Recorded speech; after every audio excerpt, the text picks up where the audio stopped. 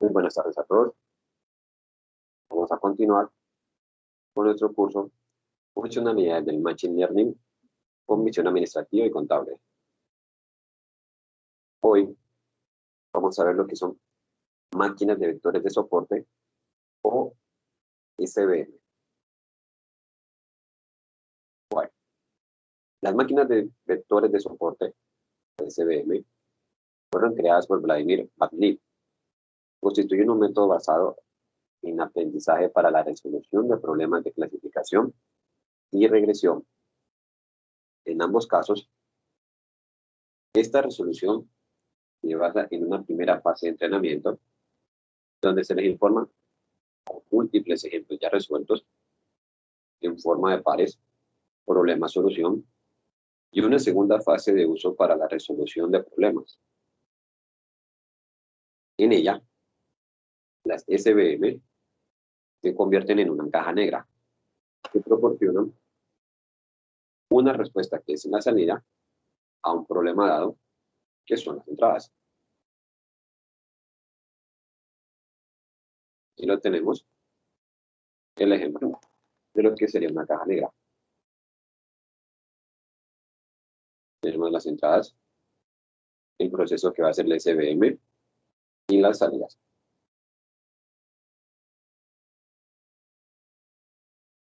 Bien, pero entonces, ¿qué es una máquina de vectores de soporte?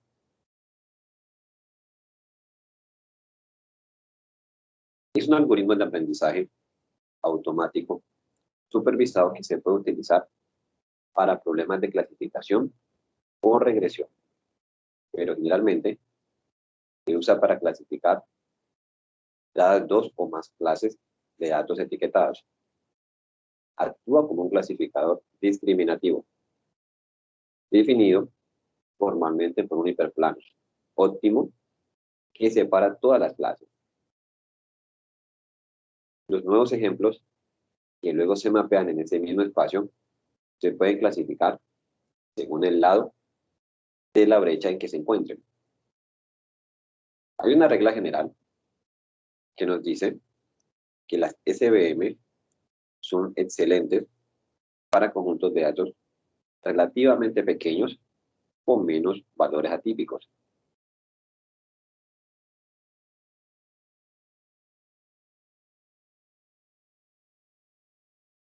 Vamos a dar unos datos de ejemplo. Entonces, suponemos que los puntos azules corresponden a la clase azul y los puntos rojos a la clase rojo.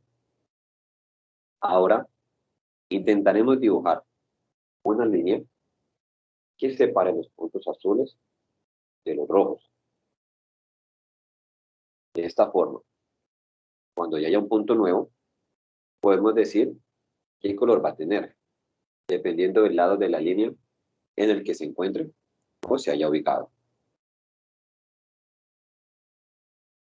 Y tenemos un ejemplo. Como ven, en la siguiente imagen, podemos decir que lo que está a la izquierda de la línea es azul y lo que está a la derecha es rojo. Sin embargo, si miramos bien, el punto nuevo azul y abajo a la izquierda es clasificado como azul, por intuición, por así decirlo. Pero está mal clasificar este punto nuevo como azul.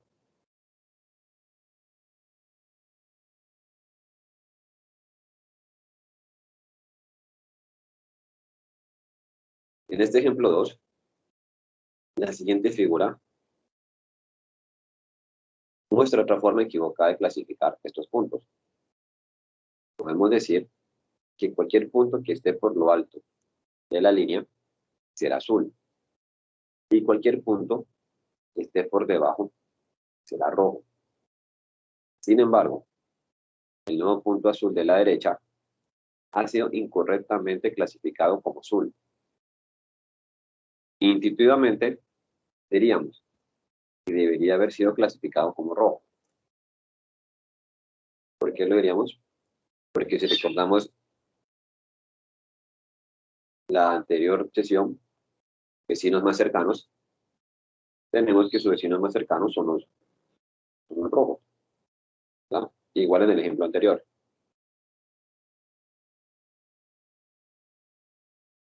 Ahora vamos a ver lo que es la clasificación óptima con máquinas de vectores de soporte.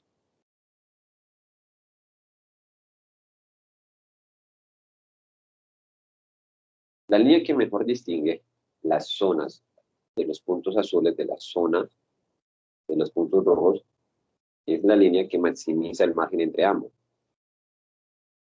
Las máquinas de vectores de soporte son una técnica de Machine Learning que encuentra la mejor separación posible entre clases. Con dos dimensiones es fácil de entender. Normalmente, los problemas de aprendizaje automático tienen muchísimas dimensiones. Así que en vez de encontrar la línea óptima como la tenemos en imagen, el SVM encuentra el hiperplano que maximiza el margen de la separación entre las clases.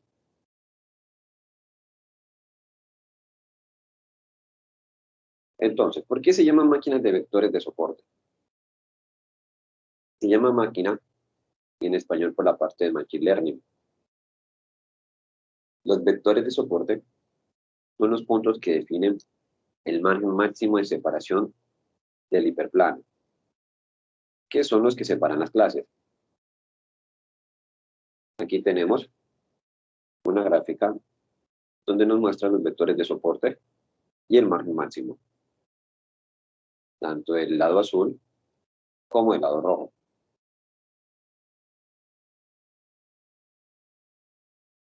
Se llaman vectores en lugar de puntos porque estos puntos tienen tanto elementos como dimensiones tengan nuestro espacio de entrada.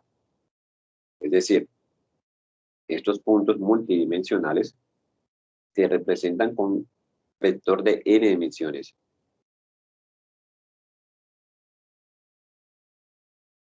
Entonces, hemos estado hablando de lo que es un hiperplano. ¿Pero qué es un hiperplano? La geometría nos dice que un hiperplano es un subespacio de una dimensión menos que su espacio ambiental. Por ejemplo, un hiperplano de un espacio n-dimensional es un subconjunto plano con dimensión n de 1. Por su naturaleza, se separa el espacio en dos medios espacios. Aquí miramos un hiperplano al lado izquierdo de dos dimensiones, y aquí ya lo miramos con 3 al lado derecho. Si lo miramos, nos cambia bastante, ¿verdad?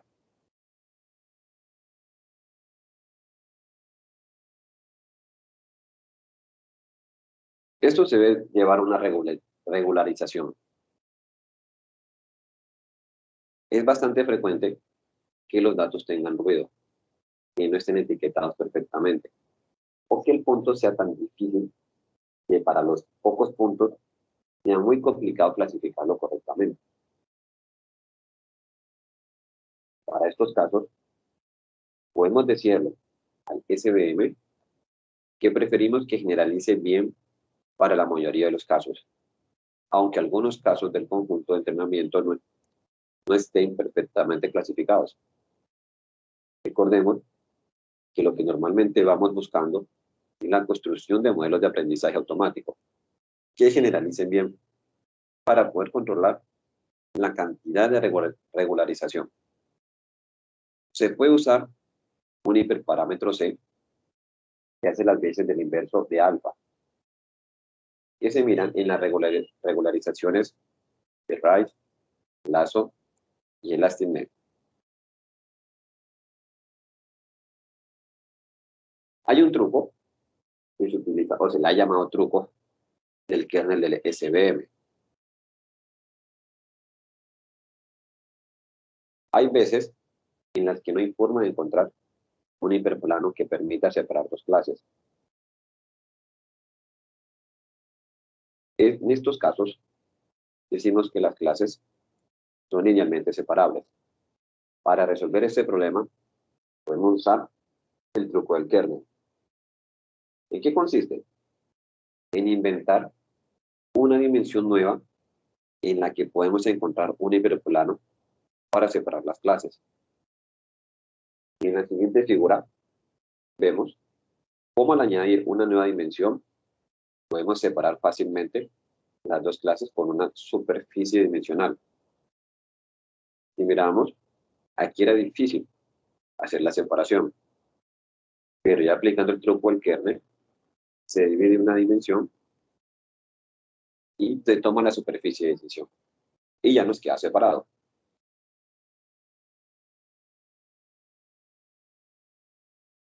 Bueno, algunas de las aplicaciones de máquina de vectores de soporte.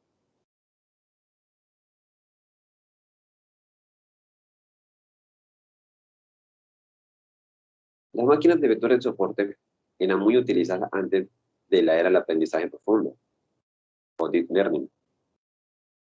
Para muchas aplicaciones se prefería el uso del SVM en lugar de redes neuronales.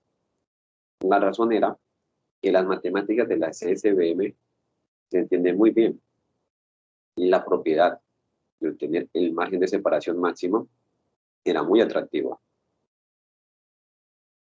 Algunos casos de éxito de las máquinas de vectores de soporte son reconocimiento óptico de caracteres, detección de caras para que las cámaras digitales enfoquen correctamente, filtros de spam para correo electrónico, reconocimiento de imágenes a bordo de satélites, para saber qué partes de una imagen tienen nubes, tierra, agua, hielo, etcétera.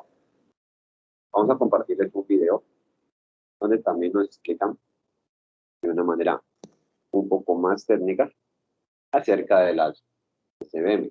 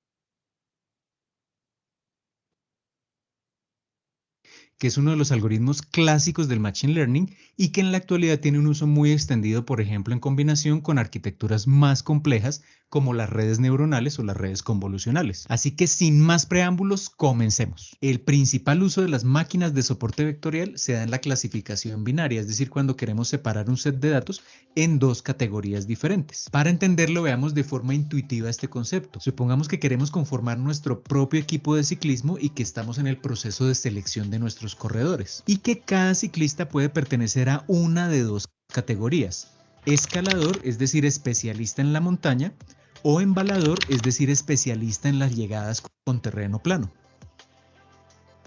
Para asignar la categoría a la que pertenece cada ciclista, es decir, para clasificarlo, podemos usar varias características. Consideremos una primera característica, el peso.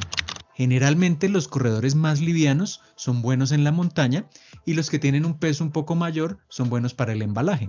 En este caso podemos definir un umbral y al momento de la clasificación simplemente definimos la categoría dependiendo de si el peso del ciclista está a la izquierda o a la derecha de este umbral.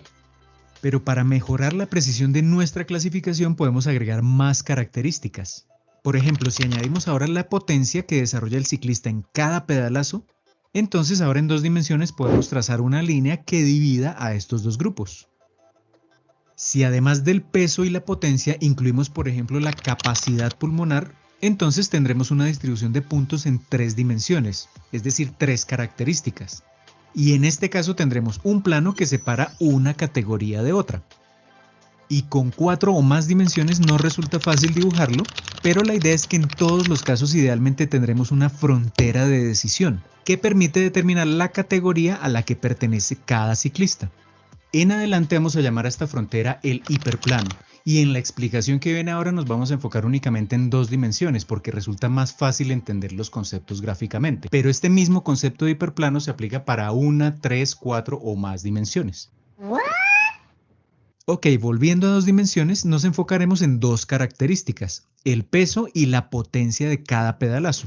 Si volvemos a nuestro grupo inicial de ciclistas, podemos ver que los dos grupos están separados por un hiperplano, que en este caso es simplemente una línea recta.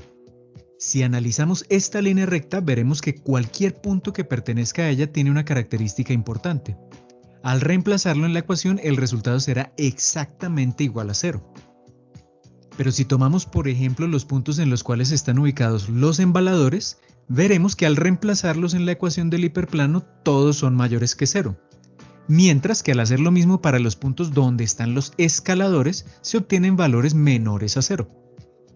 Así que partiendo de esto podemos definir un algoritmo muy sencillo para la clasificación de los datos. En primer lugar tenemos que obtener la ecuación del hiperplano, es decir, calcular los coeficientes, y en segundo lugar usar esta ecuación para reemplazar el dato que queremos clasificar en dicha ecuación y dependiendo del signo que obtengamos lo clasificamos en una o en otra categoría. Si miramos en detalle este sencillo algoritmo vamos a encontrar que el problema realmente se reduce a encontrar la ecuación de ese hiperplano, y es aquí donde entran precisamente las máquinas de vectores de soporte. Para entender cómo funciona este algoritmo debemos comprender un concepto muy importante, el del mejor hiperplano.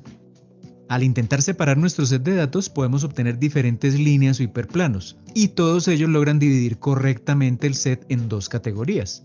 Pero ¿cuál de ellas es mejor? Vemos que las líneas 1 y 2 están demasiado cerca de una de las categorías, mientras que la línea 3 está en un punto intermedio entre las dos agrupaciones. Esta línea es precisamente el hiperplano óptimo, pues es la que se encuentra más alejada de todas las observaciones, y esto hace que al momento de clasificar un nuevo dato no exista un sesgo hacia una u otra categoría. Pues el algoritmo de máquinas de soporte vectorial permite precisamente obtener este hiperplano óptimo. Y aunque existen diferentes maneras de implementarlo computacionalmente, en esencia lo que en el fondo logra hacer este algoritmo es primero detectar los puntos más cercanos entre una clase y otra, luego encuentra la línea que los conecta y finalmente traza una frontera perpendicular que divide esta línea en dos. La línea que se obtiene es precisamente el hiperplano óptimo. Y acá debemos resaltar tres definiciones importantes: los vectores de soporte, que son precisamente los puntos más cercanos entre una clase y otra y son los que le dan el nombre al algoritmo; el margen, que es la distancia entre el hiperplano y los vectores de soporte; y el mismo hiperplano óptimo, que es la frontera de separación que consigue el mayor margen posible. Así que podemos pensar en el algoritmo de máquinas de soporte vectorial como un método que nos permite trazar una carretera con dos carriles entre nuestros datos. El hiperplano óptimo es el separador entre esos dos carriles y el ancho de cada uno de esos dos carriles, que es el mismo en ambos casos, se conoce precisamente como el margen. Y la idea de las máquinas de soporte vectorial es precisamente obtener los carriles con el máximo ancho posible. Bien, y con esto ya tenemos el principio básico de cómo funcionan las máquinas de vectores de soporte. Pero este algoritmo funciona solo para el caso ideal, es decir, cuando tenemos nuestros datos lo suficientemente separados, de manera tal que podemos trazar una línea recta con el margen más amplio posible, es decir, cuando podemos obtener una frontera de decisión óptima. Pero volvamos a nuestro ejemplo. ¿Qué pasa si llega a nuestro equipo un corredor excepcional? Es decir, que es muy bueno en la montaña, pero que también se destaca como embalador. En este caso, ese nuevo corredor se comporta como un outlier, es decir, un valor atípico, pues no obedece el comportamiento esperado para un escalador. Si aplicamos el algoritmo explicado anteriormente, veremos que se obtendrá un hiperplano óptimo, pero que el margen será muy pequeño. Esto se debe a que los vectores de soporte están más cerca, y esto puede llevar al overfitting. Es decir, que si introducimos un dato nuevo, que no haya sido nunca antes visto por el algoritmo, muy probablemente será clasificado incorrectamente porque el margen es muy reducido y no hay una adecuada separación entre las clases. Así que el algoritmo que vimos inicialmente, conocido como hard margin o margen duro, no resulta muy flexible y no se puede utilizar cuando tenemos outliers, como el caso de nuestro corredor excepcional. La manera de resolver esto es ensanchando el margen, es decir, buscando que la mayoría de los datos sean correctamente clasificados y aceptar la posibilidad de que existan unos cuantos errores al momento de la clasificación. Esto se logra introduciendo una modificación al algoritmo para el cálculo del hiperplano óptimo. Originalmente, en el clasificador hard margin se buscaba maximizar el margen y para esto se modificaban únicamente los coeficientes del hiperplano. Ahora, para contrarrestar el efecto del outlier, se incluye un término adicional a esta función, lo que permite flexibilizar el margen. Este término depende de un parámetro C, un hiperparámetro que yo como diseñador elijo durante el entrenamiento. La idea es que un C relativamente pequeño permite generar márgenes más amplios y a medida que su tamaño aumenta, el margen se va reduciendo poco a poco. Este parámetro se escoge de manera empírica, analizando el error que se obtiene en la clasificación comparado con diferentes valores de C. Y a este algoritmo de máquina de vectores de soporte se le conoce como soft margin. Bien, en este... ¿Quieres dominar el análisis de datos? Aprende cómo en solo 4 meses con el nuevo microdegree en Data Analytics de Creana y Laura. Bien, en este punto ya tenemos un algoritmo mucho más versátil sobre el cual tenemos un control al momento de obtener el ancho de ese margen o de esos carriles. Sin embargo, todavía estamos considerando una situación bastante ideal porque nuestros datos están lo suficientemente separados y basta con trazar una línea recta para clasificar correctamente la mayor parte de ellos. Pero en aplicaciones reales la situación es más complicada porque podemos tener fronteras de división que no son necesariamente líneas rectas y que tienen formas mucho más complejas. Y el problema es que hasta donde hemos visto, las máquinas de soporte vectorial solo permiten obtener hiperplanos o fronteras de decisión lineales. Pero entonces, ¿qué se puede hacer en este caso? Una alternativa sería agregar más dimensiones a cada dato. Es decir, ¿qué pasaría si encontramos una forma de agregar una o más dimensiones adicionales para así lograr separar las dos categorías?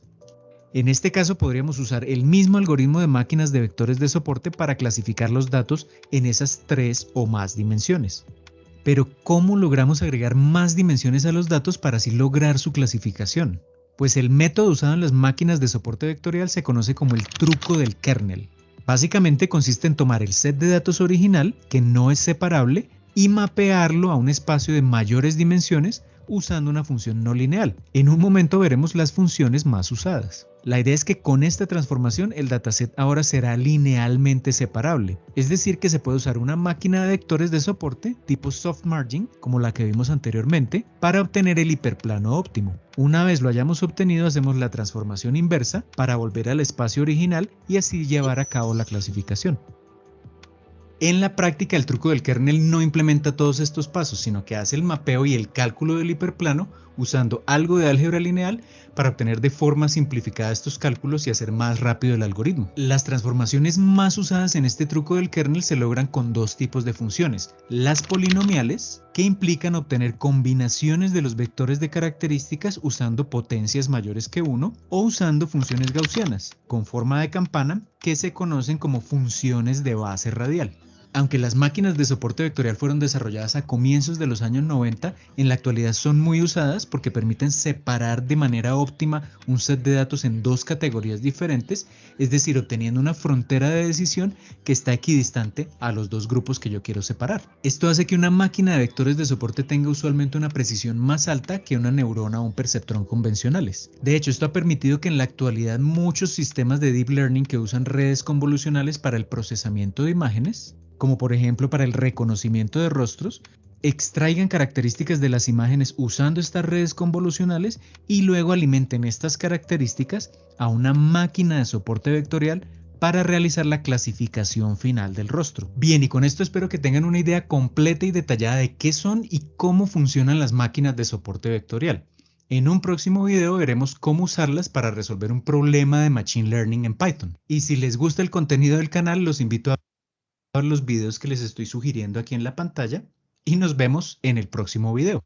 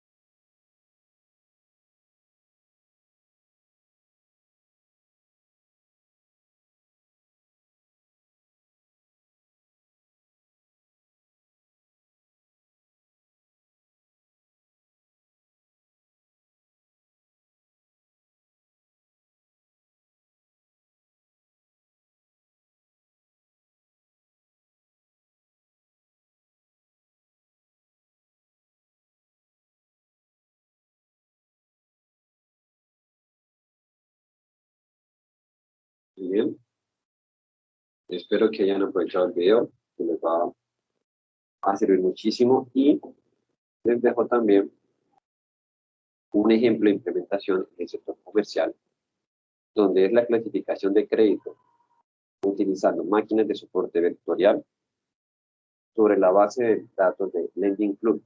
Lending Club es una empresa estadounidense donde se realizaron un estudio para saber a quiénes le podían prestar y a quiénes no le podían prestar plata, dinero. Entonces, aquí voy a dejar el estudio, el enlace del estudio para que todos lo revisen y ya se tengan una idea más amplia sobre lo que se puede hacer. ¿Listo? Entonces, fue un placer haberlos acompañado hasta aquí. Les deseo lo mejor, ya continúen con los docentes y muchas gracias por todo.